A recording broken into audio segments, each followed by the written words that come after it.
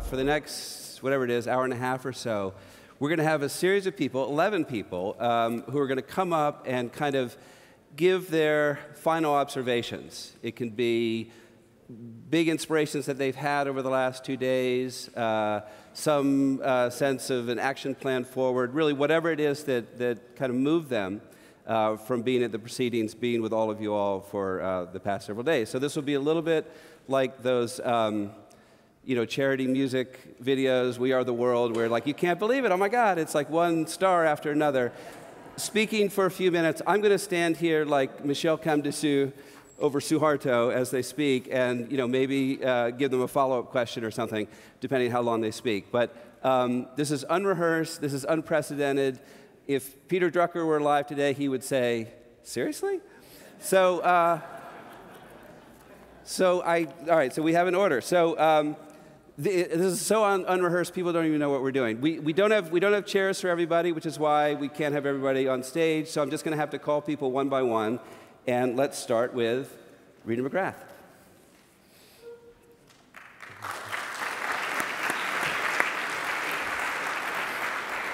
Do I use the handheld or does this one work? Yes. Okay, great. Okay, so I'd like to summarize a lot of what I heard across the themes of the conference with one word. The word is agenda. And it is a very practical way to me to bring this conference to a close. I often get asked, okay, you want to do innovation, or you want to do change, or you want to learn a new way of working. Where do I start? And I would like to recommend to you that you start with your agenda and the agenda of those with whom you work. And I mean that incredibly literally. So here's the exercise. Take the last 3 or 4 meetings where you and others in your organization got together to talk about important stuff, and print out that agenda.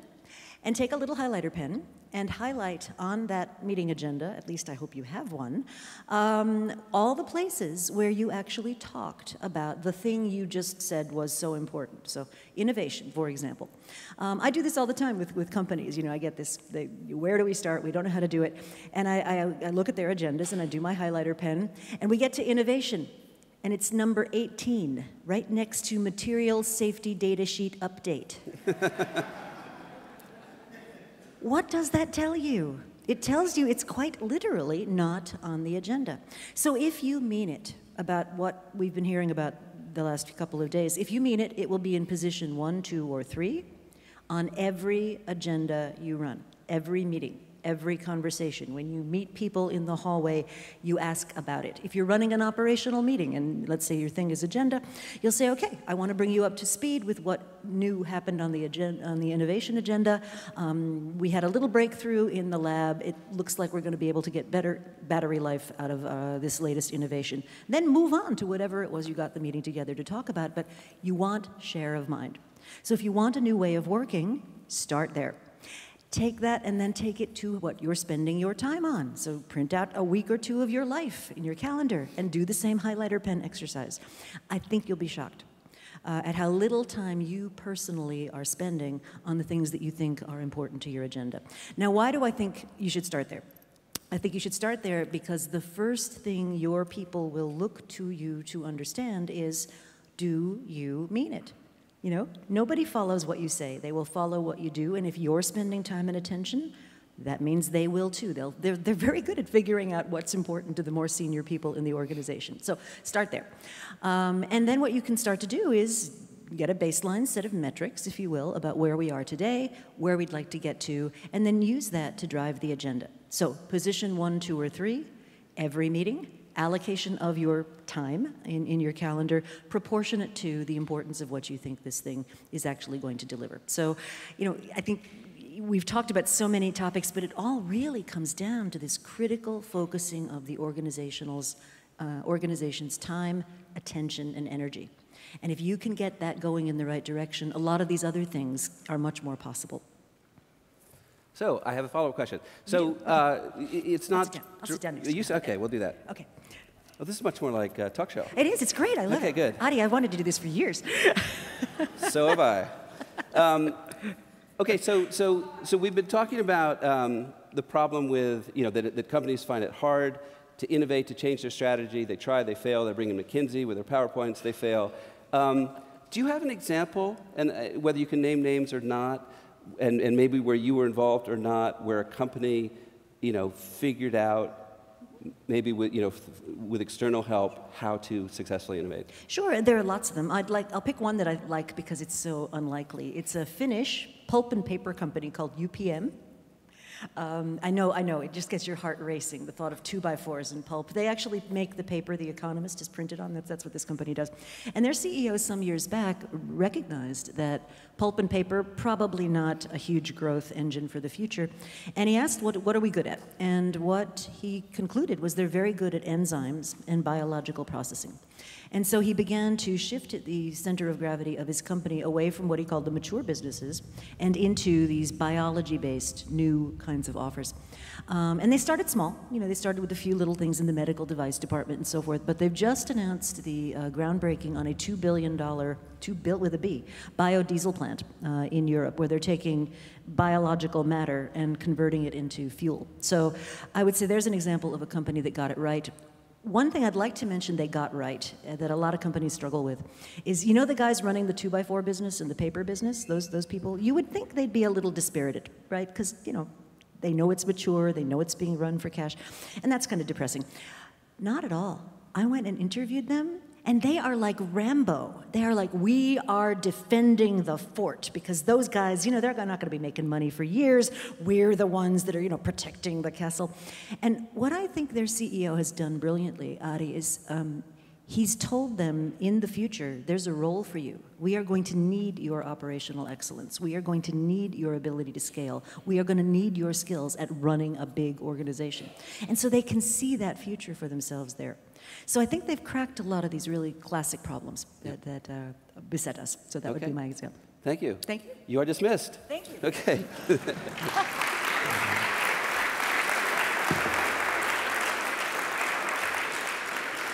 Okay, next up is Nilofer Merchant. I'll be here. So just to, if you heard me in the corner, I said, make her cry. And I realized I should have heckled that after I'm done with you, right? So that you don't make me cry later. Because just as soon as he said talk show, I thought Oprah. So, one of the things I want to ask you is a little quiz. 5 frogs sitting on a log. One decides to jump off. How many frogs sitting on a log? 5. Who said 5? Why? Deciding to jump is not the same thing as jumping. Thank you. And of course, it's Peter Drucker's daughter. There you go. Who answers that. It's counterintuitive, and I want to start with that because we can sit at a conference like this and hear so many ideas and so much wisdom, both from colleagues as well as all the wisdom from the stage. And it can be so easy to go back to our daily work and completely ignore everything we just learned. And so I'm going to actually share with you not so much an imparting of wisdom of what I learned as much as my own notes to myself, and if that's helpful at all to you. I'll share 3 moments of the conference that really struck me. One were, and they're linked, obviously. One was when Addie asked Clay, when Clay was talking about how capital should not be hoarded anymore, it should flow. And he did an amazing follow-up question, which I think is really an opportune moment at a conference like this. And he said, well, where should it go? And he said, people. And I was especially struck because I've never heard Clay say that before, so maybe it was just my first time at it, but I was like, wow. Okay, now show me an investment strategy on people, and who would start doing that, and what would it unleash? And then I started just reflecting about why don't people make that investment, and I think it's because we don't know the ROI. We don't understand what those metrics are, and I started thinking about the metrics I've heard at this conference. A couple were that 67%, I think it was Roger Martin, said 67% of the labor force, I think you were referencing a US number, is being asked to leave their brain at the door. There was another statistic that was that 5% of any workforce knows the strategy of the firm. And so I was struck by how much we're measuring passive work.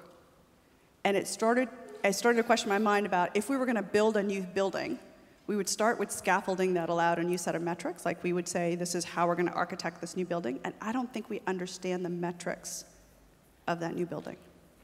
And so that's actually the question I have for myself. And that's the note I wrote to myself. What's the metrics of this new world that allows us to understand when we invest in people and talent that we unlock the power of those people? When we have that, we will now be able to make a management and leadership argument to go forward. So mostly I share that in case somebody, by the way, has any wisdom and knowledge for me, please inform me, because I hope that in sharing you can share back. And then, but I really want you to, before you leave, when you're at the airport or whatever, like write the note to yourself, what will you actually do as a result? And choose at least one thing, because I found it's much better to jump. Oh gosh. The chair. The chair. If he makes me cry, he wins like $5 or something. No, it's right? ridiculous. So what's the saddest thing that's ever happened to you? Like really sad in your life? No, all right. I'm going to put you on the spot because I'm sure you've thought about this before. This question of what the new metrics are, and you were just asking for help, and that's reasonable. But I'm sure you've thought a little bit about what they might be. So I think there's two things. One is I'm absolutely convinced we're only tracking engagement, which is a stupid, lame thing. We're not actually capturing whether or not someone's full potential is brought to bear. And then I was sitting there going, okay, well then how do you measure capacity? And I actually don't know the answer to the question, but I'm super interested in the question of how do you measure capacity?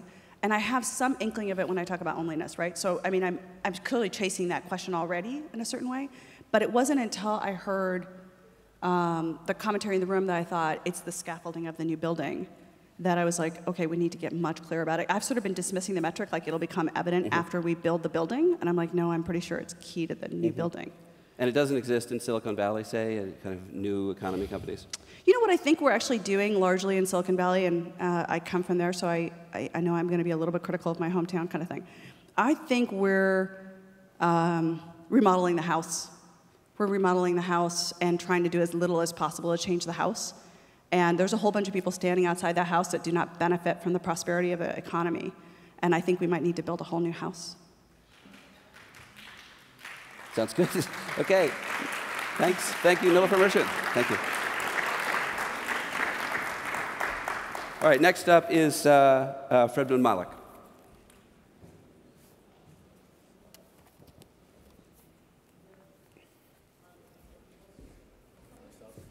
Yeah, you have a mic handheld if you like. Okay.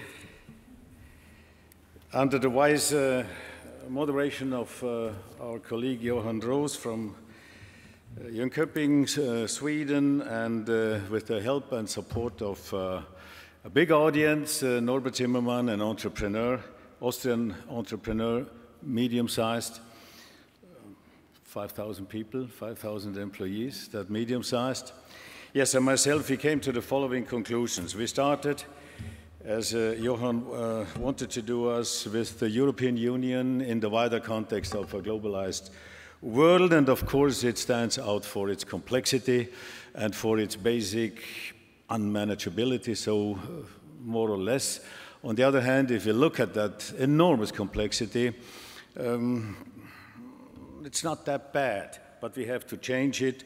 Think only that we have 26 legal languages in that strange construction, and think of translating them into each other, how it costs, how much it costs, but that's not the important thing.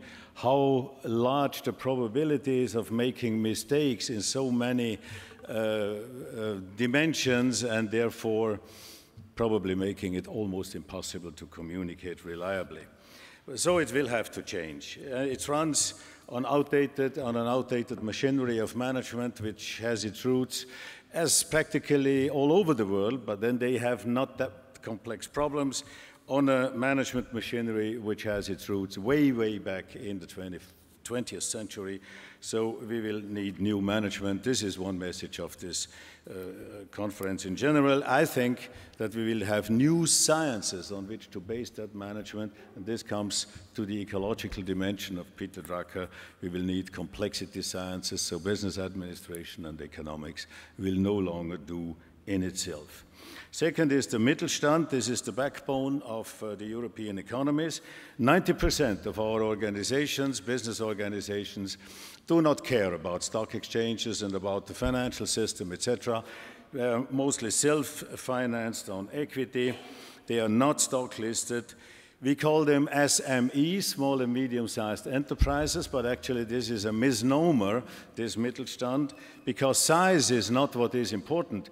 We have the mom-and-pop shops, we have 5,000, 10,000 employees, even up to 70,000, and I would say even BMW and Daimler these days are entrepreneurially operated. And that is the distinction which we should pay off, and this is something to value even if the world is going to change a lot, and maybe it will be one of our strengths.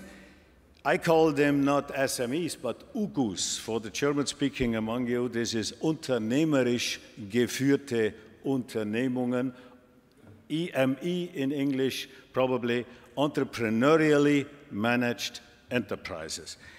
So, they are family-owned, this plays a role, but they are differently managed. They are not for the short or for the long term, they are sort of for generations.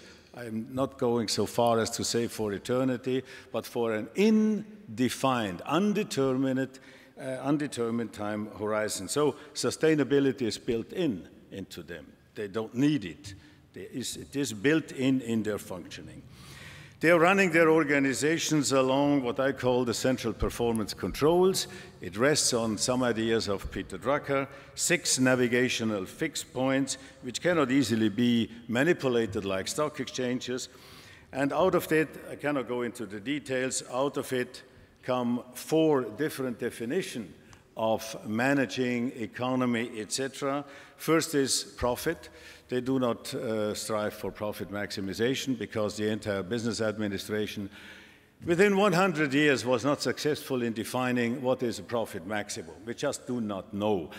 We do not know what is long-term, but short-term is well-defined. It's the next quarter, but long-term is not definable, so to speak. So they strive for not minimizing, but the minimum of profit. What kind of minimum? How much do we earn? Minimally, in order to stay in the business. Not just to make business, but to stay in the business. And this closes the loop to innovation, of course. The next thing is redefined capitalism. Capitalism is not a system for making profits, but for staying liquid in order to pay the bills. The next thing is capital is not coming from stock exchanges, not even banks, but from satisfied customers, paying their bill on time without deductions. And the next thing is redefining motivation, and this might add to the leadership discussion, namely giving as many people as possible meaning of their lives. And the entrepreneurial themselves understand themselves rather than looking for meaning in their lives, maybe even a calling, but this is an adding to the dimension of leadership. Thank you. Excellent. Please.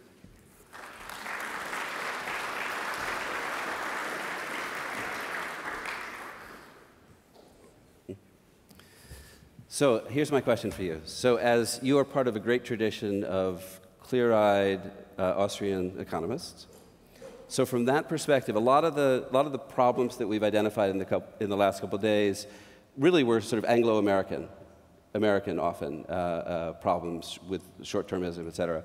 So I guess from your perspective, what are the 1 or 2 things you would advise to, let's say, US policymakers to kind of fix some of these economic problems we've talked about?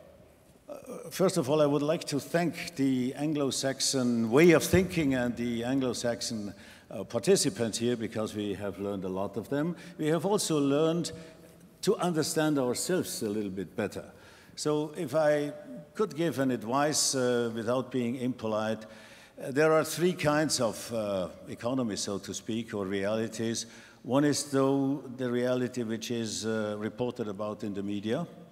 there is another reality which is taught in most of the business schools, and then there is the real reality of the real enterprise, and they are only partly overlapping. So probably we managed to put us a little bit closer together.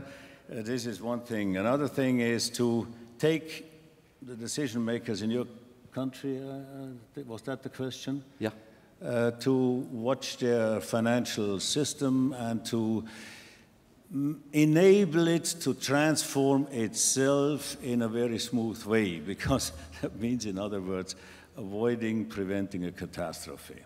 See, so I think it should be possible by your federal bank, etc., and the vice government, etc., etc. So this would be not an advice, a recommendation, but our wish. Yeah. See, and I hope that we can join in with the European Central Bank, which of course is also a very fragile construction these days. So maybe if they join together, this could do us a lot of favor. Okay, good advice. Thank you.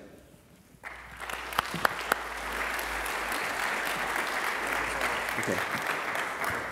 Thanks, that's great. All right, next up is Roger Martin. And then Stevie Wonder.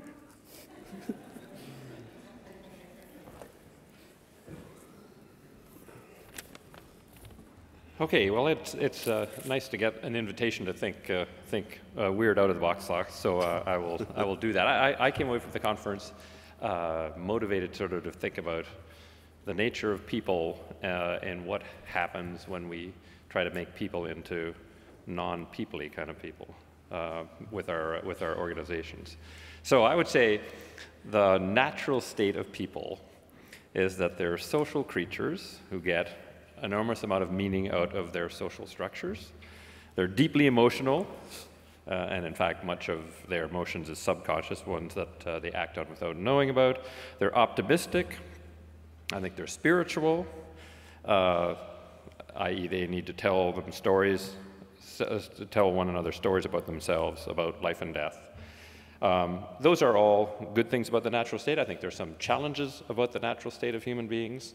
An individualistic streak, we're clan-based, so there's a socio-biological impetus there, and there's limited self-control.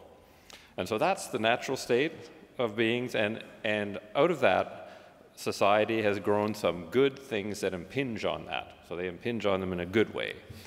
So there are restraints on our weaknesses in self-control, legal structures that help us with our self-control.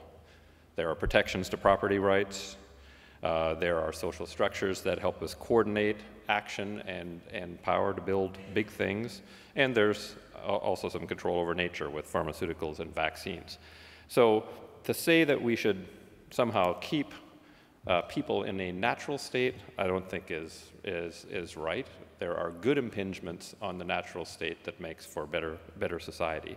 However, I come away from the conference thinking that that in a bunch of ways we've impinged on the natural state of human beings in ways that make human beings less human and are deeply problematic for the economy. And so I think we have to think about what are the good impingements on the natural state and the ones that aren't so good. So I think on the bad impingements that the world of organization and management have brought is structuring our organizations as if meaning is driven first and foremost by financial compensation. I think that's unnatural and doesn't help people be people. There's attempt to motivate by highly abstract goals, like the maximization of shareholder value, which is just too abstract to be actually motivational or helpful. There are non-social or even genuinely anti-social structures. So up and out cultures where employees are disposable. I mean, in many respects, those fly directly in the face of us as social creatures. The modern quantification of naturally heuristic aspects, where we try and create quantification of things that are human when they can't really be quantified or reduced to numbers. I think there's generally, for what it's worth, a denial of spirituality of any sort in most modern organizations. And I would argue that we've structured the world, to a certain degree, to facilitate the operation of bandits, and that works against the social fabric of life. So capital markets, I think, are structured in a way that actually facilitates banditry rather than otherwise. So I just came away thinking there's a real balancing act to play. We can't go to one end or the other, i.e. to say leave people in their natural state. That won't work. Driving them to an entirely artificial state, which I think we're in the direction of in the way we organize and manage, is also getting us into trouble, and I think it's starting to show the results of that, where people are less engaged and profoundly unhappy in being asked to be not human in a way they would like to be. So that's what I took away from the conference, a tricky balancing act.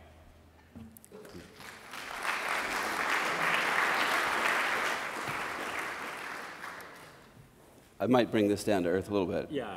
That would be fine. But let's stay peoply. So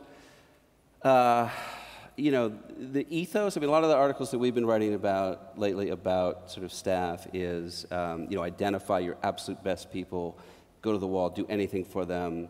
But you're changing, and you have to be willing to sort of have sort of staff turnover at the same time. Somebody like Rick Goins at Tupperware seemed, you know, more kind of an old-fashioned steward of a company, and if you're an employee there, you're maybe an employee for life. You know, I look at the state of the U.S. economy. It's growing faster than any other developed nation right now, but it's, you know, it's not creating jobs. There are efficiencies, technological efficiencies. Jobs are lost. What do we do with this? I mean, I mean, you're talking about how to treat the employees you have, but what do we do with the fact that, at least during this transition period, efficiency doesn't seem to include creating a lot of decent jobs? Yeah, well, I think that's partially because of the way we've structured the economy to be more about trading value than actually building value.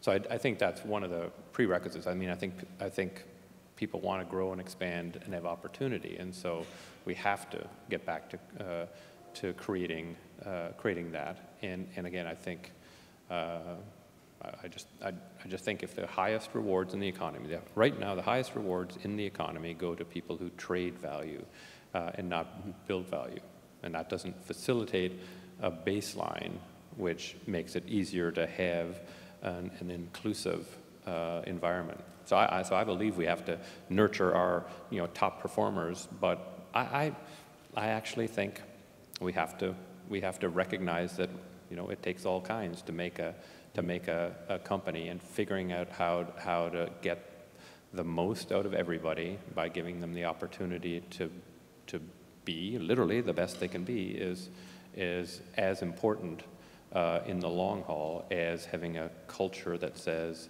we only want one kind of person. You know, what naturally occurring social structure looks like that? And families? No, nothing. And so everything you said about treating people humanely, you know, which is both the right thing to do and probably good for, you know, so what's one thing a person in a leadership position could do to try to foster that treatment? I guess I think it's to develop an internal culture that features honesty to a greater extent than it normally does. Honesty about people's performance, honesty and openness about how they can develop. I think there has to be honesty if you're below a certain bar. I'm not saying everybody deserves a job forever, no matter what they do, but being honest with people about their capabilities and what they need to do to be more valuable. I think that's, and I don't think many systems many sort of HR systems actually accomplish that goal. Okay, thank you, Roger Martin. You're welcome.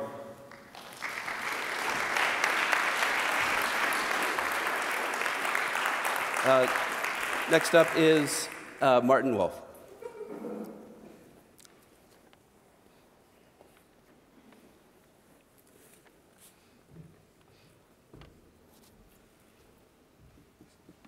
So first of all, I've enjoyed this enormously in the way probably that a fish feels when pulled out of water in the few minutes before it dies of asphyxiation. There's a tremendous excitement in being exposed to this totally new atmosphere of people interested in questions and thrilled and enthralled by questions that quite literally I never think about. So, so probably I have learnt more in this conference than anyone else here, but I'm not going to embarrass myself by interpreting beyond 2 points what I've heard. I will hope that perhaps think about things thoroughly over the next year or two, I will finally work out what this means. But I have 2 thoughts that have occurred to me, and as you can expect of me, they are a little bit provocative and off base. The first is, I've been reminded that my favorite quote when I try to explain to people the difference between the United States and all other countries is from F. Scott Fitzgerald's The Great Gatsby, and he said that Gatsby believed in the orgiastic future. The future is always better than the past and than today. And that seems to be the decisive characteristic of American civilization and a decisive feature of an enormous amount that I've heard here. And of course, being the old European I am, my immediate response is, not necessarily. Lots of changes for the worse. And I can give you a long list of that. The second comment I had, so I don't think the new dynamic corporation which employs people for about 3 years before they dump them over the side is a great improvement. So to give us one example. The second thing I thought about is to try and relate what I think about to what everybody's been talking about. So what do I think about? I think about little issues like the fact that we've got all this incredibly dynamic and exciting technology, and at the same time, according to all the national statisticians, the developed countries' productivity growth is the slowest it's been since the Second World War. So what the hell is going on here? Number 2, we have radical increases in inequality, whose main characteristic is the destruction of all the income ladders in the middle of our income distribution for the benefit of the top. We're moving to genuine plutocracies. So what's going on here, and what does it mean? A third, that last is clearly associated, and Roger was just talking about it, with massive rent extraction throughout our financial and business systems. I have been surprised in all the discussions about corporate motivation and excitement, and I haven't heard it, I haven't been at all the sessions, anyone talk about what managers pay themselves. Well, I think if somebody pays himself 200 times as much as I do for failing, that's sort of irritating. Third, there may be exceptions. I'm not saying so. I haven't been at all the sessions. I'm just saying what I've heard. We are living, in case you haven't noticed, and I mentioned this before, through a prolonged slump. US performance is the worst it's been since the 30s. And about Europe, you can't even discuss. We are in a complete slump. There's no other definition for it. We have major economies in which 50% of young people are out of work, and there is no sign this is going to change. The economy of the world is dependent, radically dependent, and has been so for about 20 years on a series of unsustainable credit bubbles. The last one was in China, and it's just blown up. And I could go on. What do these problems, which I worry about, have in common? They are systemic failures. My most recent book, Shifts in the Shops, is about these systemic failures. Systemic failures cannot be solved within individual firms, by individual firms, or by the managers of those firms. They can only be solved by changing systems, and we can only change systems by changing ideas. I didn't hear enough of that in this conference. Thank you.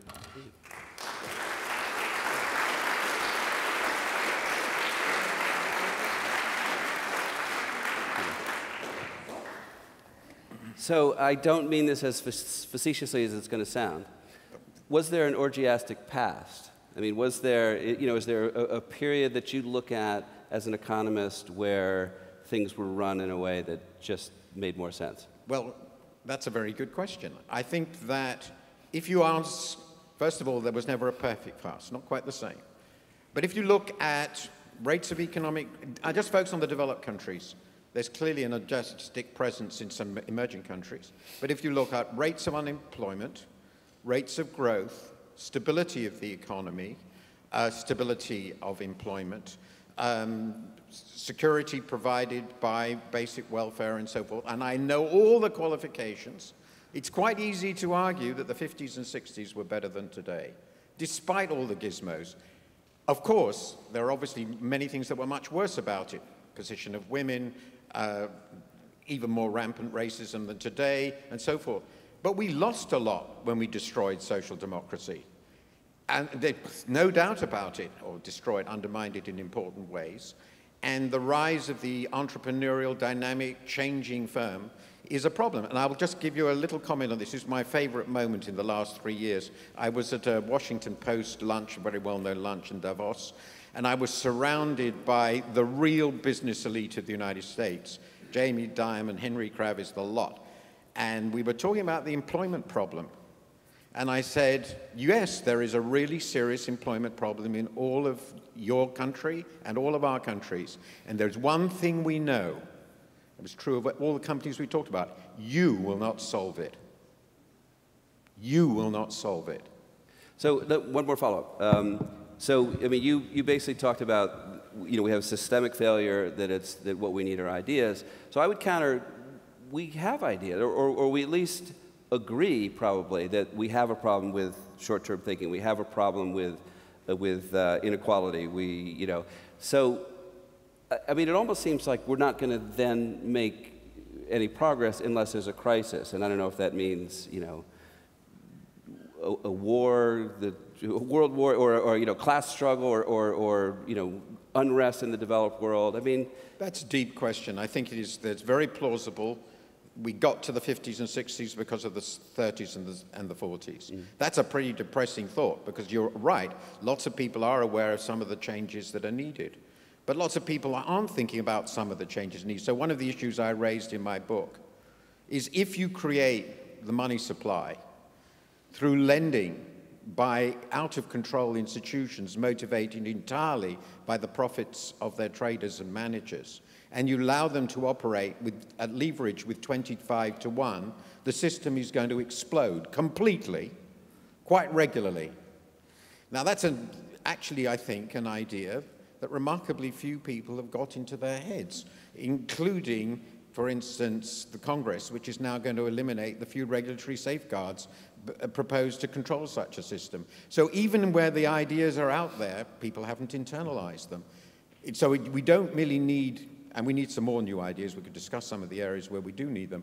But I think the idea, and I agree, it's unfortunately very persuasive, that the only way we change what's going wrong is as a result of catastrophe. That really frightens me, because recovery from the last catastrophe was by a whisker. I don't want to try that experiment again. Okay. I have children and grandchildren. Yeah. All right, great. Martin Wolf, thank you.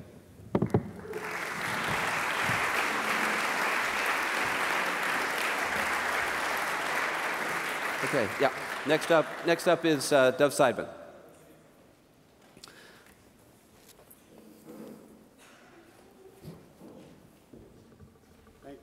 Thank you, Adi. I just want to say that I feel that in the last 2 days together, I sense that we've forged somewhat of a community, and it's meaningful to be part of it. I think we are dedicated to a better future. In the spirit of what I highlighted, of only humans being capable of truly doing the next right thing, and reflecting on lessons I learned, instead of giving you some cognitive lessons, it occurred to me that maybe I would describe some observations of things that happened here, things we did, and some realizations we have that I think if we can remain in the grip of them, we can forge together a better future. And Clayton Christensen set the tone for this first thing I think we did. It was Ralph Waldo Emerson that said that in each pause, we hear the call. I think for the last 2 days, we paused. And we are in a connected, always-on, FOMA, fear of missing out world. Only humans have a pause button. And when we pause, we can reimagine a better future. We can reconnect with what matters. We can reattach to our values. And I cannot think of a more important time than now to learn how to pause and to inspire others to pause and think and become more conscious of the effects and ramifications of their behavior. The other thing we did in the pause is we looked back, because sometimes to have a better future, you got to go back. And I think keeping alive Peter Drucker's enduring principles, going back to reconnect with them, and bringing them forward, and doing so in innovative, modern ways, I think is an important calling of this community. We spoke so much about economists in the spirit of going back to go forward. I'm not that interested in capitalism 2.0 or 3.0. I think we can go back and do capitalism 1.0 for the first time, because Adam Smith, who wrote The Wealth of Nations, the treatise upon which we scaled capitalism, was in fact not an economist. He was the chairman of the moral philosophy department at Glasgow University, and to him, he never even used the word capitalism. It was about creating a system of liberties, freedom too. So reattaching and rereading The Wealth of Nations and doing it with fidelity going forward, I think, is an endeavor worthy of us. The other thing I'm not interested in is reforming. When I hear the word reset, reboot, and reform, which I keep hearing after every boom and bust and crisis, reform is keeping things kind of the way we are, but let's strengthen them and tinker at their margins. When you pause, you can rethink. And I think this community has the courage to rethink fundamentals, definitions of success, metrics, what leadership and management looks like. And, you know, Clay, I said earlier, you invoked God to say maybe only he or she really knows what success and the right metrics could be. And you inspired us to pause and rethink. And then Gary Hamel said, why don't we rethink our worldviews? Let's acknowledge, how do we see the world and how does it animate how we do things? And then Andrew Keen said, let's rethink society, because Drucker said that you can't have a healthy business in a sick society. And now that business and society have merged, we have to really keep society top of mind. Finally, because we're talking about transformation, I think we were honest that transformation is hard and scary and it takes courage. And the only way to do hard things is to ask hard questions. And I think we asked a lot of hard questions. And to me, the most touching and personal moment was from nobody on the stage. It was an individual named Robert that I met who tapped into the ethos of this community and asked a hard, personal question of me and Martin, and really modeled the search and quest for going to deeper truths and gave me the opportunity to share something personal. There's one last thing I want to offer that I think only humans can do. Only humans can be on a journey. I think each and every one of you would agree that life is a journey, right? Because life is a journey because it goes up and down. Journeys are curvilinear. Our health goes up and down. Our friendships, our marriages, our relationships go up and down. And we know what to tell people on a journey. Hang in there, be resilient, but keep your head up and keep going. We really admire the ethic of being on a journey.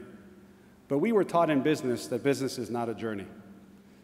Because if you went to, say, your boss 15 years ago and said, I've got a plan, and for the next 5 years, we are going to do incredibly great things in the world, but my plan is to go up and down, you'd be fired. Business insists on linearity. Every plan, every projection, we have gotten in the habit of superimposing control through analytics and budgeting processes. We are going to control the future. And because the future requires long-term endeavors, the idea that we can superimpose linear paths and that every PowerPoint of numbers, that every number we want is going to go linearly just up, I think is a lack of honesty. And if life and business are fusing, it's time to do business as a journey. When we landed on the moon, DuPont, one company, made 24 out of 25 of Neil Armstrong's elements of a spacesuit. A company went on a journey with a country. Journeys are not soft. You could be relentless about measuring progress every day on journeys.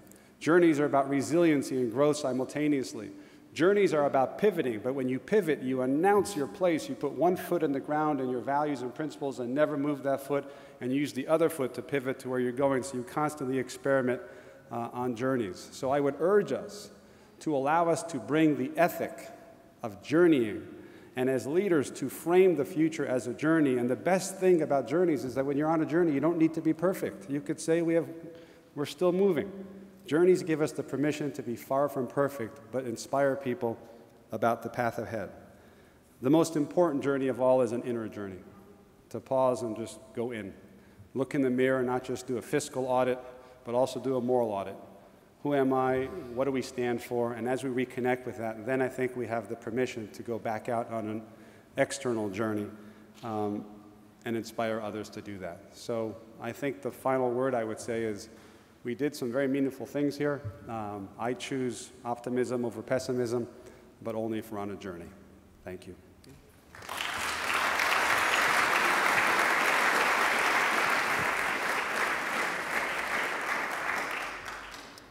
You probably know this, but you're electable.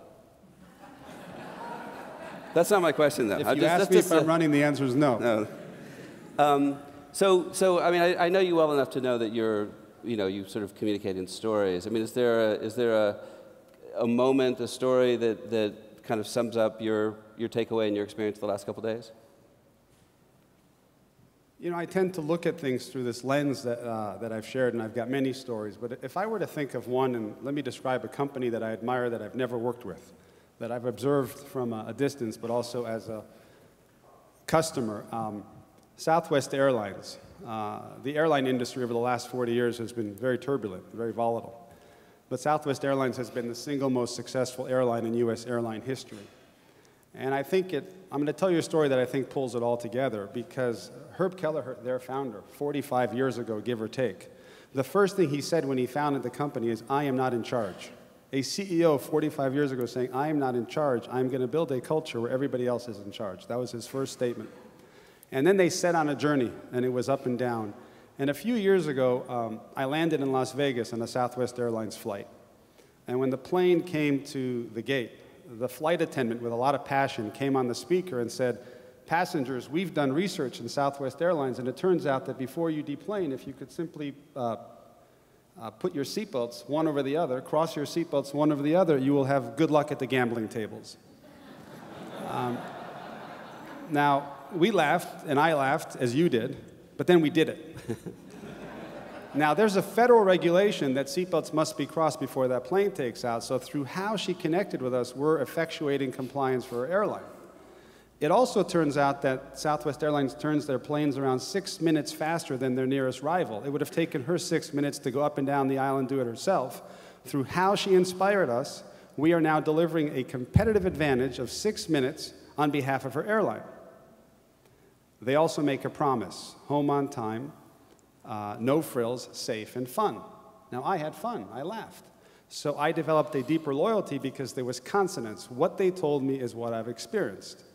But the moral of the story is, she is delivering her full character and creativity, her full humanity to the job. There's no manual in Southwest Airlines that says, when you land in Las Vegas, tell the gambling joke. There's no fear there. She doesn't say, what if I tell a joke that's not funny? Is someone going to report me to HR and I'm going to get fired? There's so much trust that she could take the risk and offer her humanity, in this case, her humor. There's all this freedom to lean in and to be herself. And I think if we keep pictures like this in our minds, they're winning because they've created the context and the culture for people to lean in and deliver their full character and creativity and imagination. Okay. Thank you, Dov Seidman. Thank you.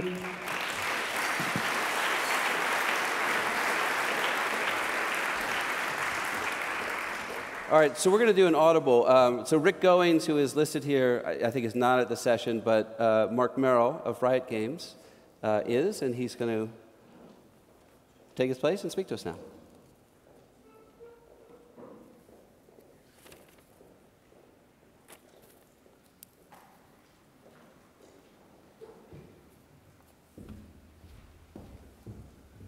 Hello, everyone.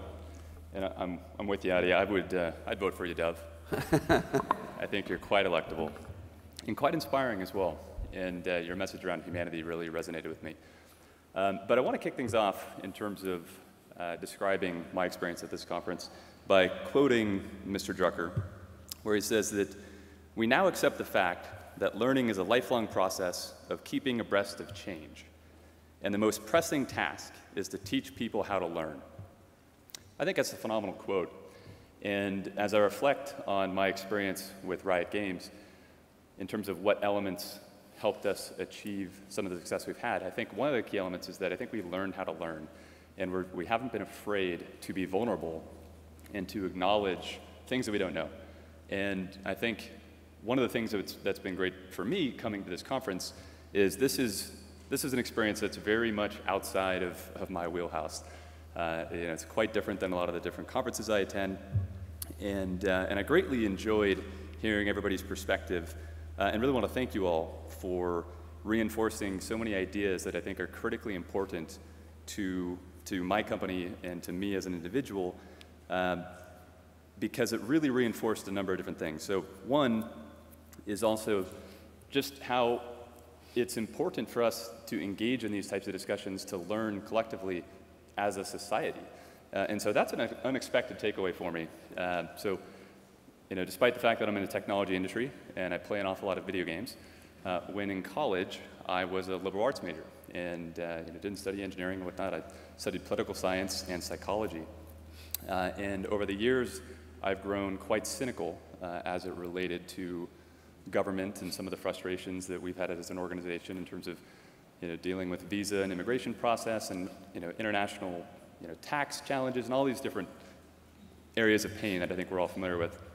And it's been quite refreshing to hear perspective about the importance of government and to realize how it can really help us and play such a critical role in society, and that we all have a responsibility to help government get better. So I'm personally taking a call to action to try to get a little more involved. So thank you for that. And then also, just to follow up again on Dov's comments around and call to action around how we should incorporate humanity into how we work, as well as Vineet's change management approach. I've been asked a couple times while being here about how Riot is structured and how we're organized. And so I thought it may be helpful to shed a little bit of perspective on that from a high-level standpoint, because I think our structure could reinforce some conference themes in a meaningful way that could lead to some takeaways. But before I get into specifics about this, I want to describe our philosophy on how we see the organization, how we see the firm. And so if you could all imagine for me some geometric shape. So let's picture a triangle. And that triangle has a number of corresponding pieces within it. So let's say the top part of the triangle is for leadership, and then another component under it is for structure and for processes. The triangle represents the holistic organization together, and it's made up of leadership and people and systems and process and structure. And if you think about the organization as this triangle, then where is culture? We think the role of culture is extremely important, and the way we envision culture is that culture is sort of a rubber band or a membrane that wraps around the organization. And this is important because when we're talking about driving change and inspiring people to mission and whatnot, we think culture is actually one of the most important elements to getting that right. And part of the reason is because if you have a weak culture that isn't well defined, that doesn't resonate with your employees, the organization is naturally going to drift apart over time. That rubber band is very weak. And so when the finance team or the accounting team shows up and says, hey, we have this new report or process we need to put in place, everyone's like, okay, another TPS report, great.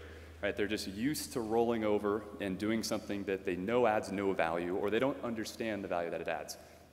And it becomes more and more misaligned over time and bureaucratic. If you have a strong culture, that membrane actually acts as a shield, and it pushes back against change. And it says, hey, finance team or whoever, like, hey, let's understand that rationale, but how does that help us accomplish this particular mission, or what does this particularly do? That culture will serve as a self-correcting mechanism which helps the organization stay aligned and moving in the right direction for the things you really should care about most, and enables autonomy and alignment at scale without coming up with large bureaucratic approval processes. And we think if there's one thing that we think we focused a lot on that has helped is really nailing culture and spending a lot of time on that. And the way we describe our culture to our employees is characterized by what we call the Riot Manifesto. And without getting into all the details about the manifesto, it's made up of 5 things. Player experience first, focus on talent and team, challenge convention, take play seriously, stay hungry, stay humble. And those are very meaningful values to rioters, and everyone across the entire world in our 15 different offices, those are ubiquitous, and people in Korea or Brazil or whatnot, it's all the same to them. And our mission is that we aspire to be the most player-focused game company in the world. And that is a crystal clear rallying cry that if we woke any rioter up in the middle of the night and poured a bucket of water on their face, we said, "What's Riot's mission?" They would say, "To be the most player-focused game company in the world, sir." Like, they know it's in their bones in the same way the Marine Corps or any type of effective military unit understands their purpose and their credo and their mission. And we think that's really important. And to talk a little bit about to sort of a shift from the software side, where of course we believe that our people are our most valuable assets, we should unlock the potential and work on growing them and cultivating them. The hardware side is organized by a matrix structure. And disciplines are essentially the functional management part of the organization. Disciplines do three things. They understand the needs of the organization. They cultivate expertise, essentially teach their organizations and people in their organizations how to be great. And then they inform the strategy of the organization. They don't own the strategy, they inform it. So if I'm an artist, I report to the art director, and their job is to help me become a great artist. But then I am allocated to a cross-functional product team to do stuff. And that's really important because those product teams are then led by product managers whose job is twofold and very different from cultivating expertise. It is be leaders, first and foremost, to drive the team to accomplish things. And number two is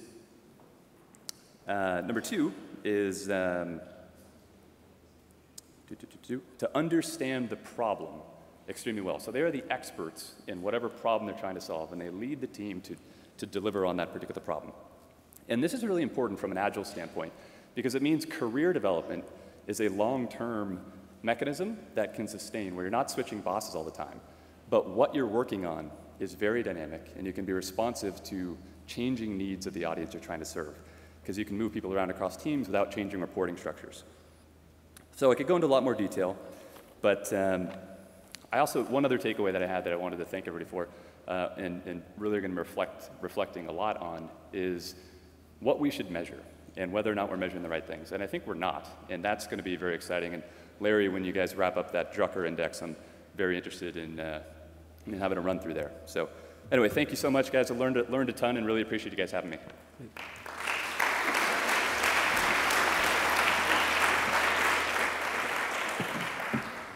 So you can grab the mic.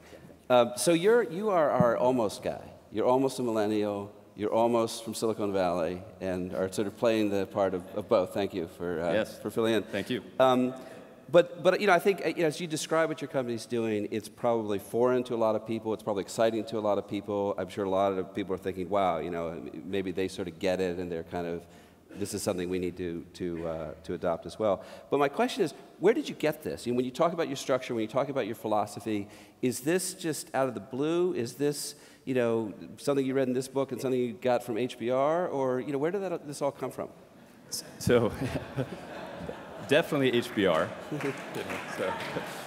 Unrehearsed. Yes, actually, it's hard to pinpoint where exactly it all came from, and I think a lot of it was philosophy largely inspired by a variety of great thinkers, so including Mr. Drucker. And one of the things that I know I've mentioned to you, but Riot is a very vast consumer of HBR. So despite the fact that we sort of operate, we think, in the new creative economy and whatnot, we believe that there are tremendous valuable lessons that have all been solved before, essentially, and it's really about the principles and philosophy that we've embraced and discussed as a company, and then we've evolved systems as we've grown, as we've experienced challenges, and we've iterated a lot on our structure to get to where we are, and we're continuing to iterate a lot and evolve. And so it's really been an organic confluence of great people that we bring in from different perspectives from other organizations to great academics that can inspire us with great thought, and it's been an evolution. Am I right that Tencent bought Riot Games? So Tencent, for those that don't know, is a large Chinese internet company. They are a majority shareholder in the company.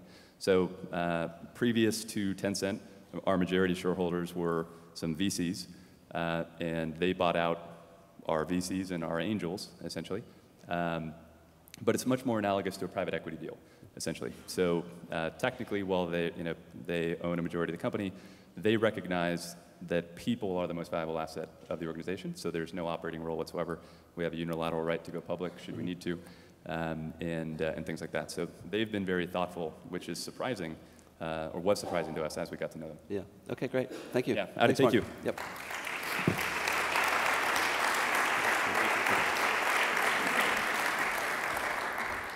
Okay, next up is Herminia Ibarra.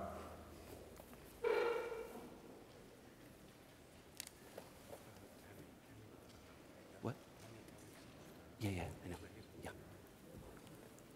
Do you want a mic? No, I mean, do you want to do? Okay. Hi, everybody.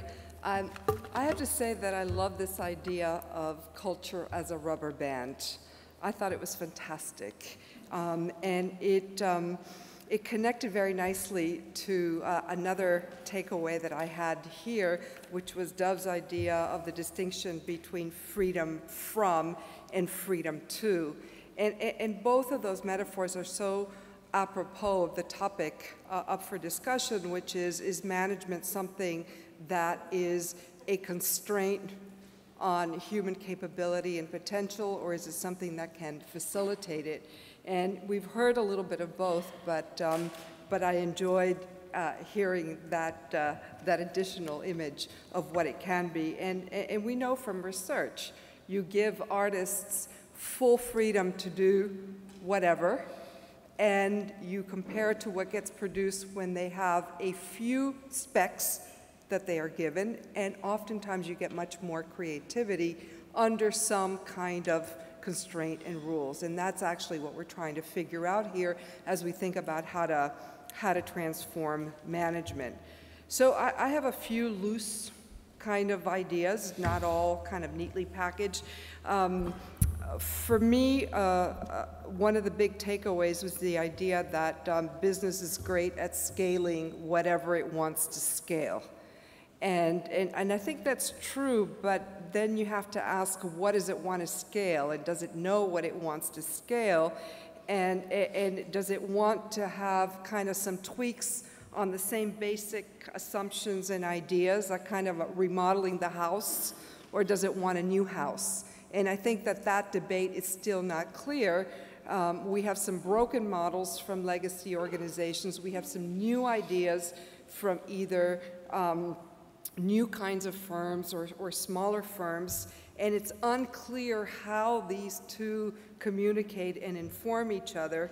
I thought it was interesting to hear the contrast of views with regard to how much is really possible within the system that exists. So is management the victim of external forces? Is the firm no longer interesting? I thought, as I was listening to some of the conversation, I thought, so organizations have become the middle manager at the societal level, at the societal scale. Are they unnecessary middlemen just passing the relay when things can be done otherwise? And certainly in my circles that has been a discussion, and I've heard some of that here, whereas others of us have said, no, organizations are not only necessary, they're desirable. They are the places where you can really have this kind of curating of humanity, but how can we make them more apt to doing that? And I think in order to do that, I think I agree very much with Martin that it is a systems perspective, but the system perspective does require a new, different set of ideas. And I think some of the ideas that we have about leadership are ripe for rethinking. And at least for me, how can we start moving those ideas from what I called ecosystems to the kind of the ecosystems that they can facilitate and architect and help bridge for us. Thanks.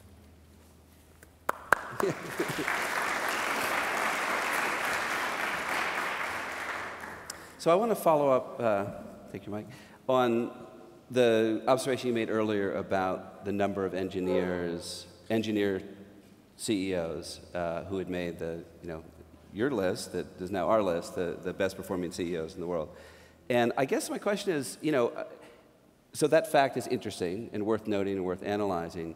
Is it cause for hope? I mean, if more engineers are involved at the highest levels and all levels of business, does that start to answer the problems we have, or is that, does that get us away from the humanity, perhaps, that we're talking about? What's your feeling? So the short answer is I don't know, and I would hate to reproduce the leader-manager dichotomy in its worst incarnation with the engineer-marketer dichotomy. Yeah. So there's great leader engineers and terrible leader engineers. And so I don't think, for me, that was not what was interesting about that observation. What was interesting was, particularly in a magazine that has been talking infinitely more about leadership than management for a very long time, there was this long elegy to the rational thought and efficiency of the engineer. And so I wondered if that meant that, in fact, our models about what's desirable and what's needed are changing. I really haven't answered your question, but... Yeah. Well, so let me get at leadership in a different way then. So you study leadership. You obviously have seen examples of innovation and leaders who have achieved whatever it is, turnarounds or so could you characterize, I mean, are there examples in your head of leadership styles that tend to be more successful than others in bringing about the kind of significant change that we're talking about here? Yeah. The perennial question, right? Yeah.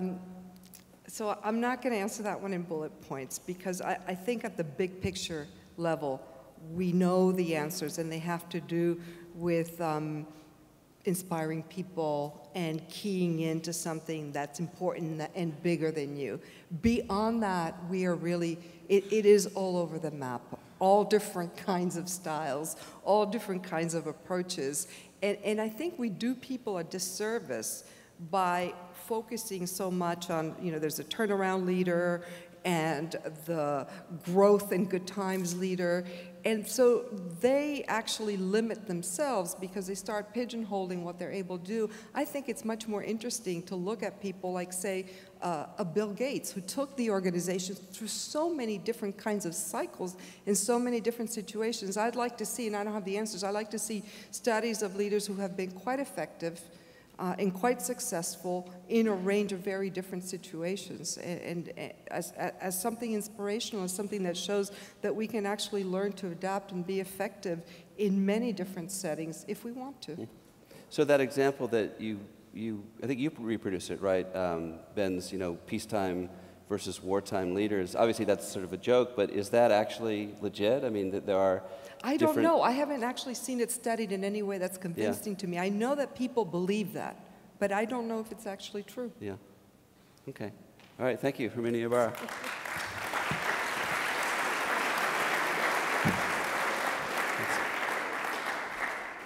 Okay, so our second audible, we're adding somebody who was not on the list, but we'd like to have her up here, Tammy Erickson.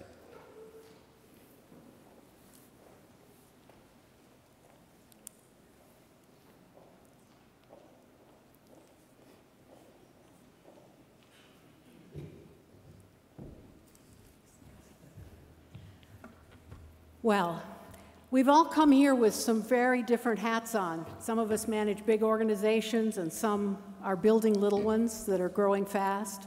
Some of us come from an academic perspective. Some are consultants working with other people to help them make their organizations better. But we've all come here to really wrestle with this interesting word of transformation.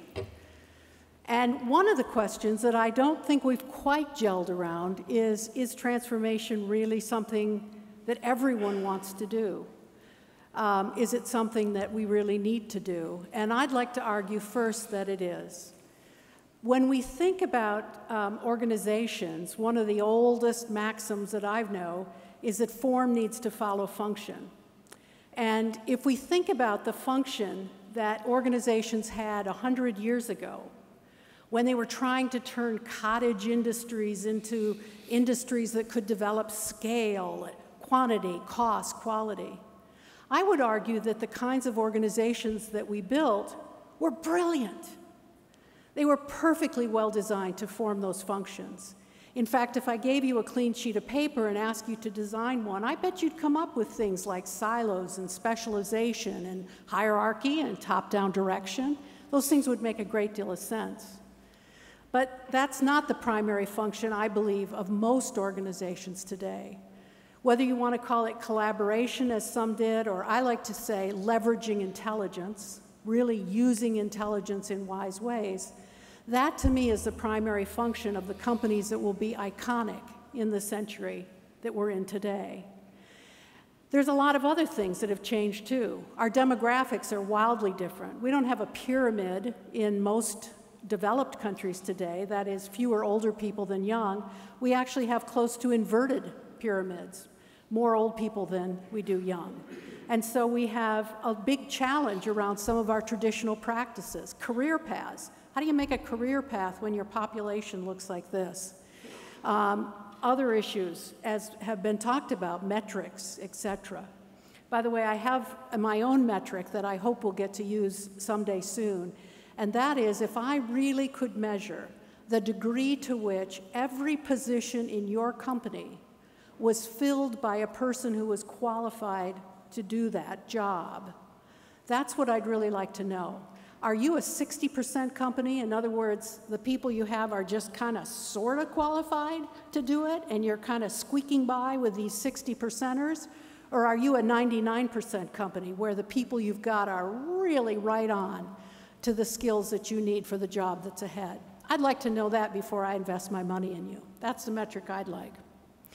Anyway, there's a lot that's changed, and I think as we look at the kinds of organizations that we need going forward, we need a lot of things to be different. We need different career paths and different performance management structures. We need different metrics. But more than anything, we need different leaders. We need people who will lead in fundamentally different ways.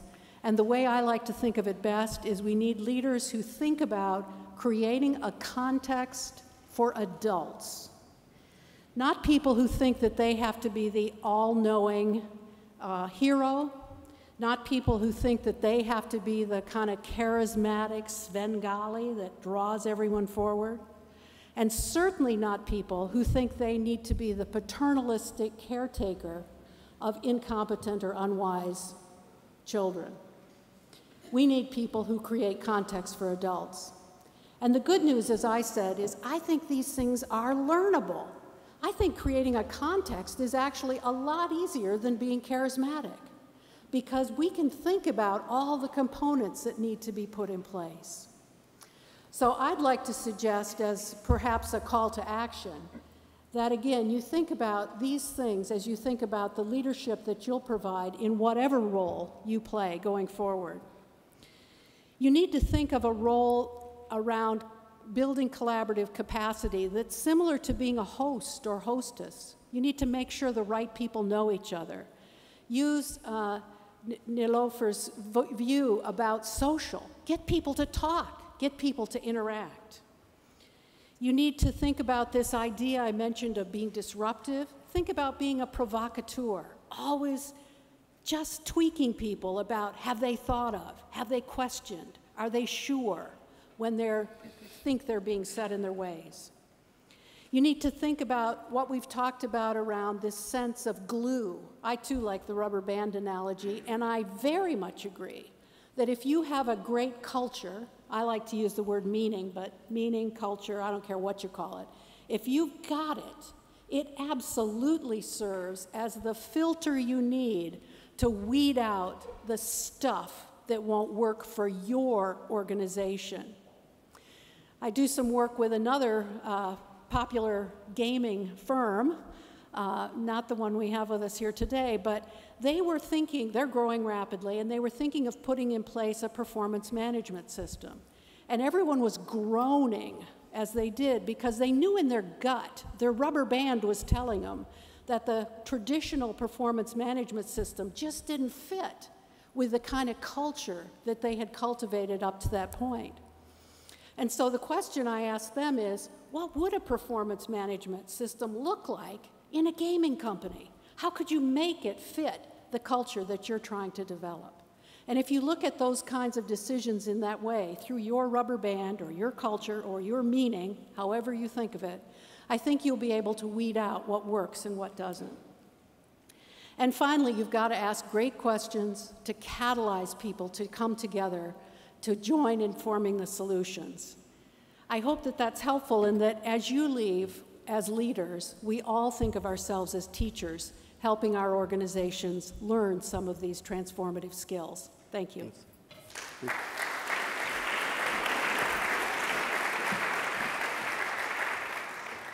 Hi, it's nice to see you. We haven't really said hi yet. We haven't. Hi there. So your idea that leaders need to change. I do. And need to sort of have the skills. How does that happen? Is this a matter of leaders retraining themselves, of boards selecting the right people instead of the wrong? I mean, so how does this actually happen? Well, I think there are a couple things. First of all, as I said earlier, I do think that younger people gravitate more naturally to these kinds of ways of leading. When we were talking earlier on our panel, George, for example, didn't mention anything about seeing himself as a directive, hierarchical person. He was thinking about the team and the collaboration and the kinds of things that I think are very important for all of us to do today. So some of it comes from having new people on board and new people leading. But I do think we can all be retrained. I'm not one to say that those of us who've grown up in a more hierarchical world can't learn to do these new skills. And so I hope we'll all work toward that goal. And another question, when you said that, okay, we all need to be transformed. You bet. Is that because we're all surely flawed, or because we're all somebody's going to eat our lunch, whether it's through a new technology, or what did you mean exactly by that? Well, what I mean by that is, I guess I'm starting with the assumption that we would all like to build great companies. So I don't think you need to transform if you don't want to build a great company, actually. But I think if you do, then you're going to have to figure out how to do something that's different than what the great companies of the past have done. You're going to have to figure out how to leverage intelligence in new and interesting ways. And the only way I know how to do that is to involve a lot of people. And so it's through that path of logic that I kind of get to the transformation. Mm-hmm. Okay, all right, great. All right. Tammy, thank Thanks. you.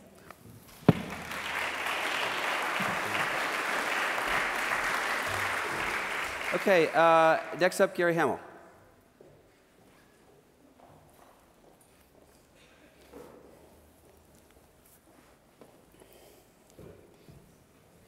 Well, I'm going to kind of break a career moratorium with you for a moment here. In all of my writing and all of my speaking, I very seldom have ever talked about leadership.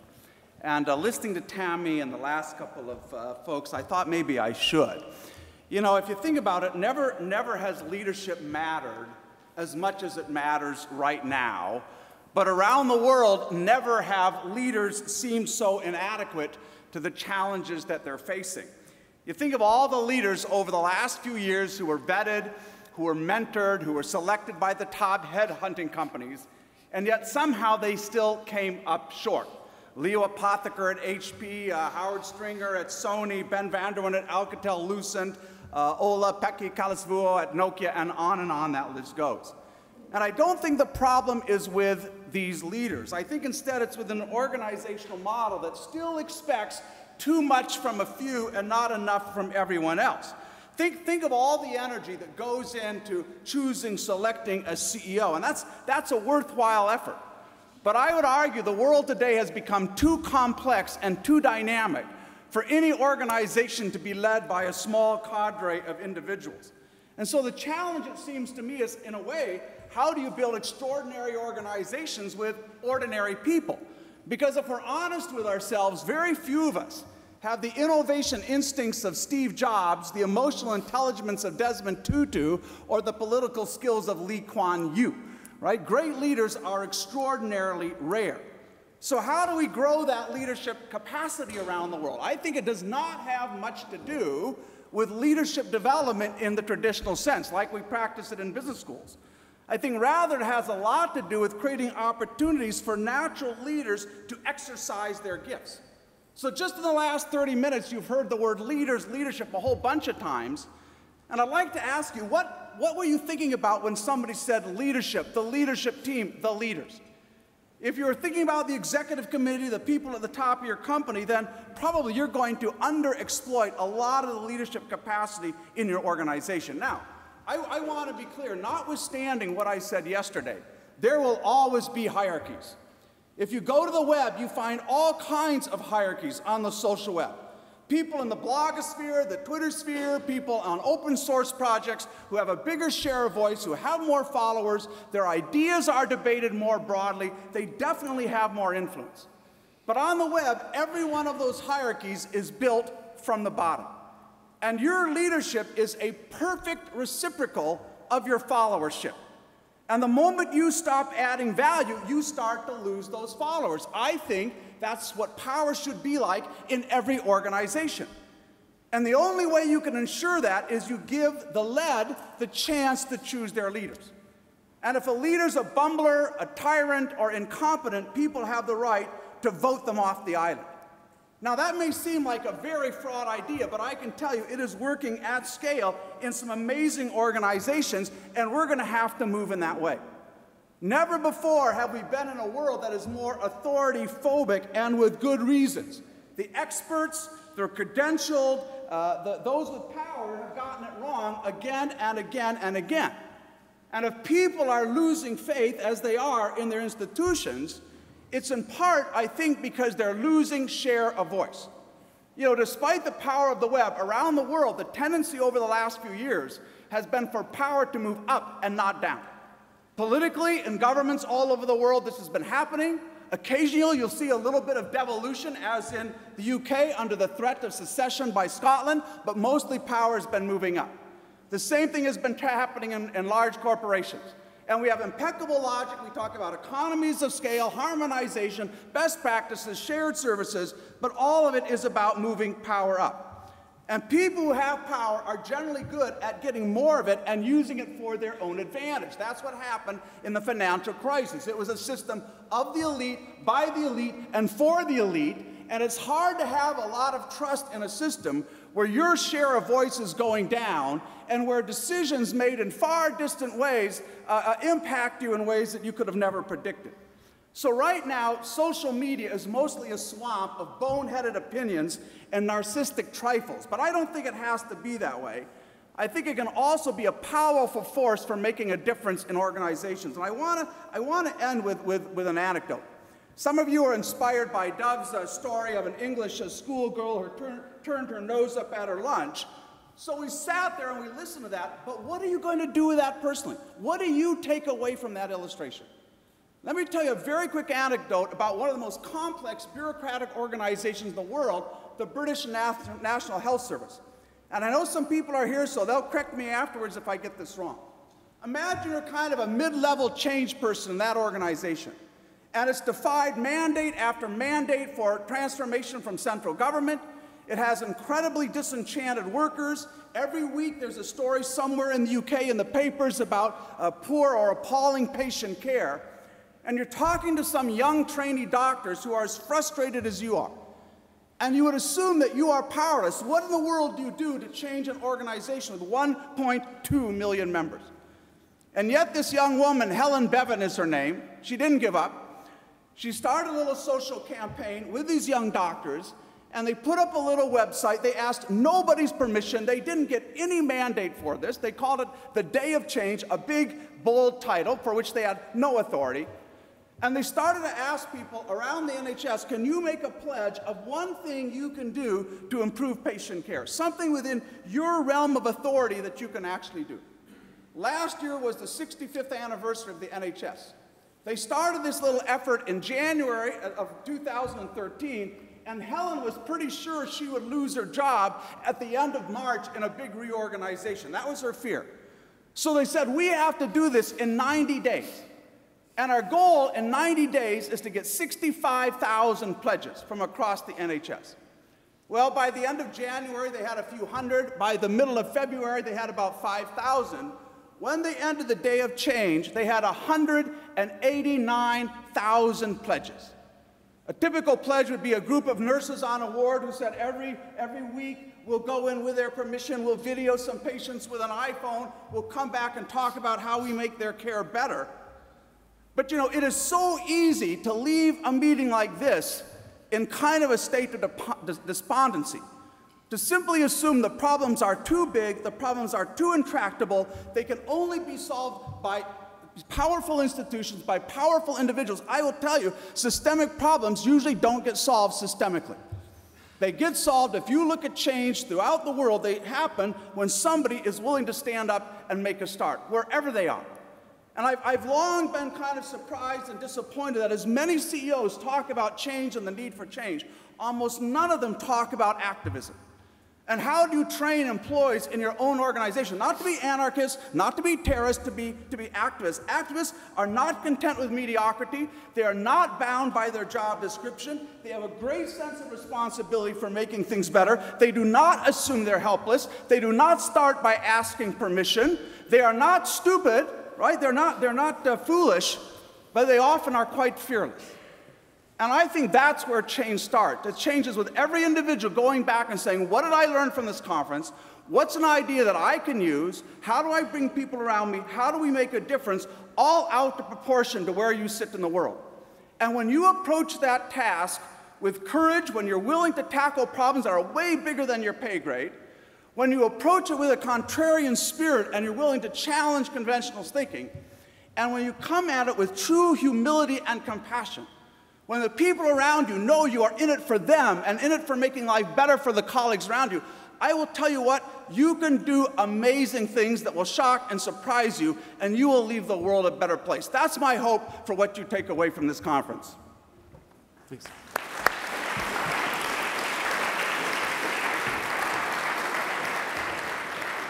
I think you're also electable. I think there's some energy there. So let me ask you about this. So everything you say makes sense. It feels like this is the moment. What's happening with social makes this the moment. And yet, you started out by saying, actually, recently, if anything, power is going up, up, up. So what's going on here? And you know, how does this change that feels right, its time has come, how does it actually happen? Is it a matter of one or two companies that get it right? There are a lot of reactionary tendencies out there, both at a macro and a micro level. At the macro level, you see the incumbents doing mega acquisitions, trying to somehow protect themselves from all the upstarts. I think that's a losing battle. And within organizations, you also see a defense against all of this complexity. If we can just get things more standardized, if we can just move more data up to the center, somehow we'll be able to get a handle on this. I also think that's largely a losing enterprise. But the reason I'm very optimistic about it is I think there are three forces right now at work that are very simply stated that make the kind of transition we've all been hoping for, all been talking about, inevitable. One of those is organizations and CEOs pretty much know today that they are up against problems that lie outside of that old model. They just understand that unless something fundamentally changes, we lose, number one. Number two, you have new tools that we never had before. You know, it used to be if it meant anything to be a leader, it meant that you could control the conversation. Now you can't. Now people can get together, make huge changes across an organization. You can get coordination without centralization, and there are many wonderful examples of that happening. And then thirdly, maybe most importantly, you have a new generation coming to work. And the first generation in human history whose primary reference point is not a hierarchy. Right? For most of us, little gray hair like you, like me, whether it was business, whether it was government, whether it was school, whether it's church, it was all organized on that old model. Now you have a generation coming to work that has grown up on the web. They believe that every idea should compete on an equal footing. They believe that leadership is the reciprocal of followership. They believe that what matters is your contribution, not your credentials. And I don't think that generation is ever going to give up those beliefs. One other quick question. You said you normally have a moratorium on speaking about leadership. Why is that? Well, I think that in a lot of the media, we've kind of celebrated and feted these few exceptional leaders. And what you realize over time, again, when you get gray hair, is very few of them are exceptional for very long. You know, I can remember giving a speech maybe a decade ago to the CBI in Britain when Terry Leahy was leading Tesco and literally was a management god. And today, Tesco is struggling with a lot of new competitors. So I think in general in business, we've overemphasized the role of that kind of single individual at the top. So I've kind of tried to stay away from that. And you know, the issue came up here of how do we deal with this kind of runaway executive pay? I have a very simple answer to that. We simply syndicate their work. right? We take strategy, we make it a crowdsource across the organization. We make resource allocation much more like an internal Kickstarter. I mean, I love if they had almost nothing to do. Okay. Gary Hamel, thank you. Thank you.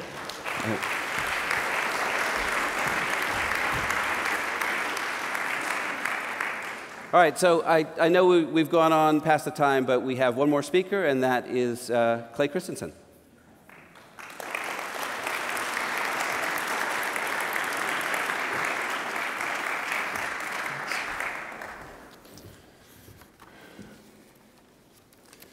It's an honor again that I can share some concluding thoughts.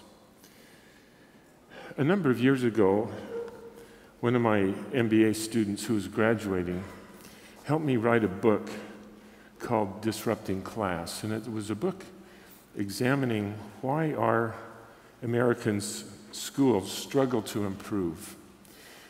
And looking back on it, it was a good book, not a great book, but it was a good book.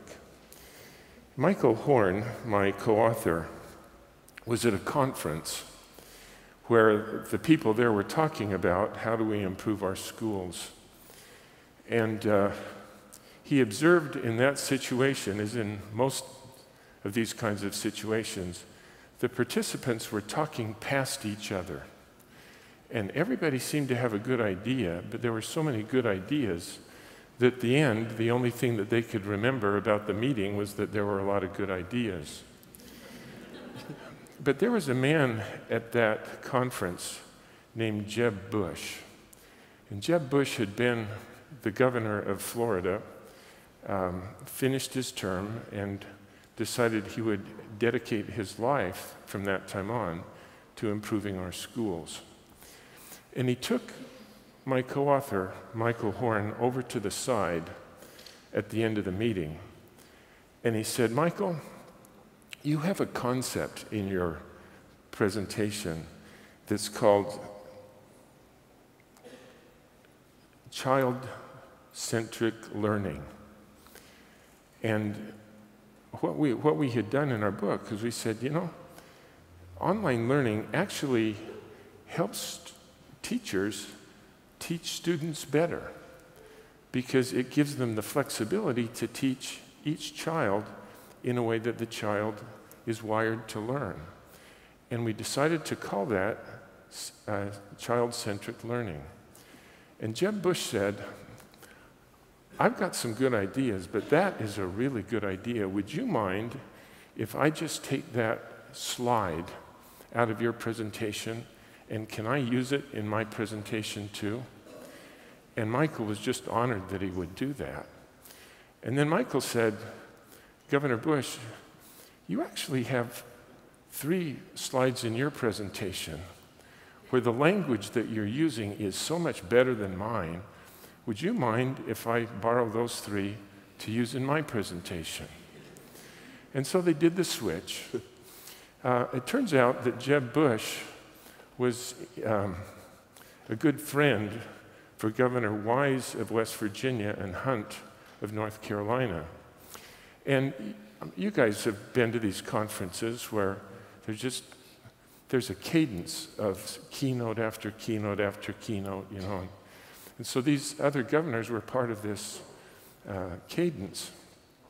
And Jeb Bush said, let's go meet with Bob Wise of West Virginia and see if we can borrow some of his slides and ours and vice versa.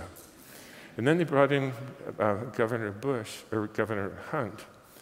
And then they decided, you know, let's just standardize on the concepts and the vocabulary. And so they all got together one weekend and presented to each other using each other's language.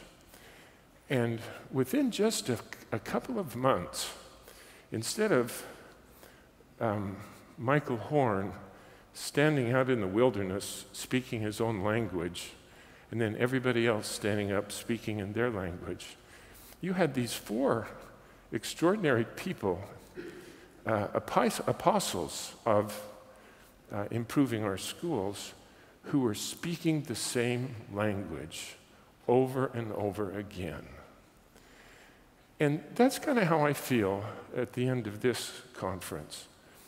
My goodness, we have great ideas.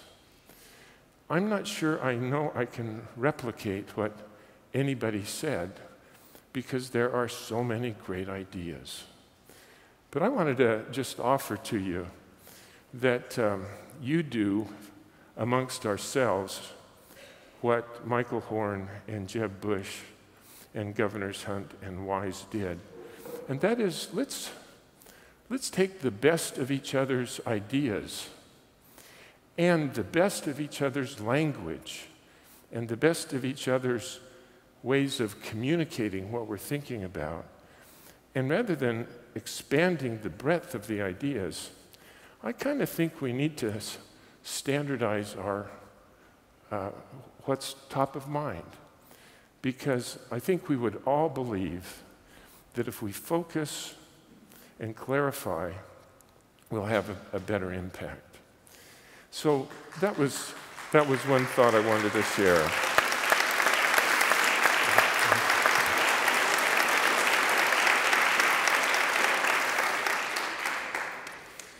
The second thing is the Jews, historically, when they set dinner, the Seder dinner for the Passover, their practice was to set an extra table there for Elijah, because there's a belief that Elijah will come again and has much more to do.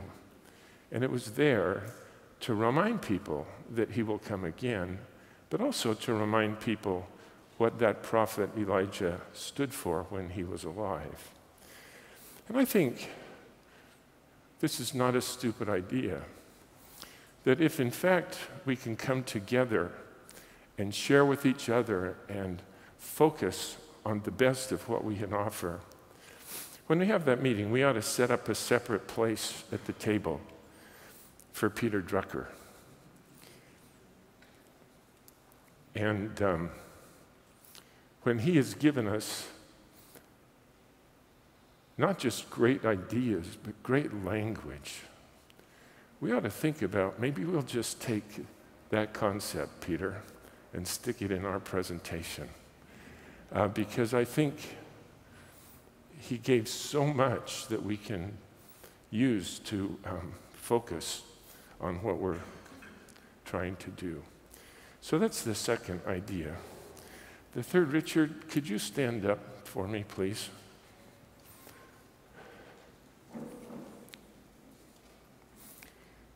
I just wanted to tell you thanks. My sense is that your primary purpose is to help all the rest of us just learn useful things. And you're a selfless man, and I just wanted to tell you thanks.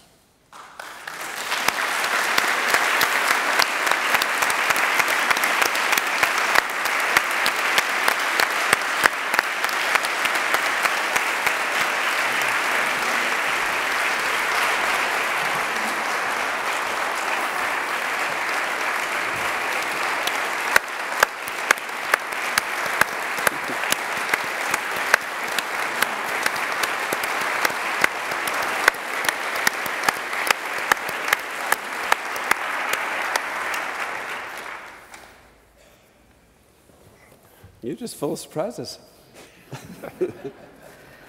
So, I'm actually not sure what the answer to this question is going to be. In terms of business, are you an optimist? I am so optimistic. Why? Because I just don't think the best products and services and processes have yet been developed or discovered.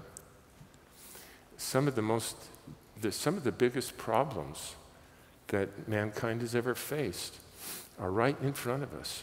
You know, the idea that there might not be growth in the future. What a huge problem, you know. And rather than being despairing about these problems. Here we have an opportunity for the best in the world to focus their capabilities on solving these problems. So I guess what makes you confident that that sort of level will rise to the challenge? Will the people rise to the challenge? Yeah, will people, institutions, leaders, you know, we could paint a picture that's pretty grim. Yeah. I've heard you say, you know, management, if anything, is getting worse lately. So what makes you confident that something good is in the future? Well, I think that when you see somebody underperforming or missing an opportunity or screwing up, on occasion it's because they don't want to succeed. But most of the time when they don't do well, it's because they don't know how to do it. And we got a lot of people here who are trying to figure out how do we teach people how to do these remarkable things, you know. And I think there are a lot of things I'm taking away from it. Mm-hmm. But the most important one, I thought, is we have a great message. We need to focus the message, and then we can help people do things that they historically couldn't do. Mm-hmm. So all throughout the last couple of days, people have, you know, continually thrown out the word disruption in a maybe more casual way than you would. Yeah. Actually, when you mentioned people, you know, not reading more than a couple pages of business books and then sort of opining, I thought you were referring to a certain magazine writer, and but you didn't go there. But you know, help us. I mean, this is the theory that is associated with you. We use the term. We probably misuse the term. You know, how can you help this crowd kind of understand it better, the disruption theory?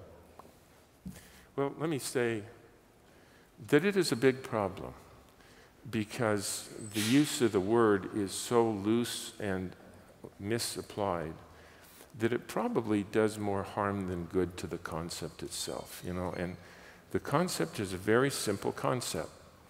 That is, there are processes in an organization, and when a company entering thinks that they can make a better product that they could sell for better profits to their best customers, somehow that they're going to be able to succeed against the incumbents. And what the theory said is, that's not true. They will always kill the entrant in the pursuit of profit. But if instead you come in with a simple product selling to simple customers at the bottom of the market, the leading companies will flee rather than fight because they are in the pursuit of profit. You know, and it's a very simple idea. It's not just me that has had this problem. You know, Michael Porter gave us this word called strategic. How many times have you been in a meeting where somebody said, this is a strategic investment, meaning we'll never make money at this, but it's my pet profit. And they use it to justify what they ever want to do in the first place, you know, and they use disruptive for the same purpose. Have you ever heard the word paradigm? None of these guys ever read Thomas Kuhn's book, but they invoke paradigm to justify the logic of whatever it is they, you know, can't explain, and so on. And so we collectively have a problem, and I don't know how to solve it. It's beyond Clay. I can speak about this a bajillion times. I'm not sure how to solve the problem. There might be one more HBR article to write about it. I'll write it if you... Yes, I would love to write an article about it. All right.